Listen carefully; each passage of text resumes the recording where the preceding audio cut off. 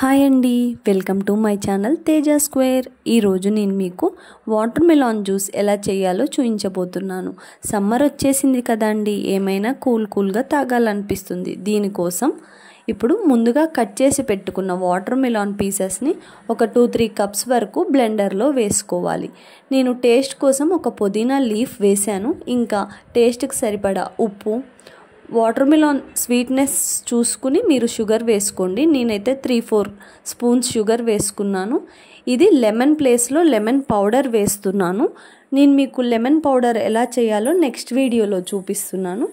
ఇప్పుడు వీటన్నిటిని బ్లెండ్ చేసుకుని కూల్గా గ్లాస్లో సర్వ్ చేసుకోవటమే. మీ టేస్ట్కి సరిపడా, అంటే కూల్ ఎక్కువ తీసుకోవాలి అనుకున్న వాళ్ళు ఐస్ క్యూబ్స్ వేసుకోండి. అంతే, ఎంతో ఈజీగా ప్రిపేర్ చేసుకునే చల్లని వాటర్ మెలాన్ జ్యూస్ రెడీ. నేనైతే నా స్టైల్లో చేశానండి. మీరు చేసి ఒకసారి ట్రై చేసి కామెంట్ చేయండి. Thank you for watching.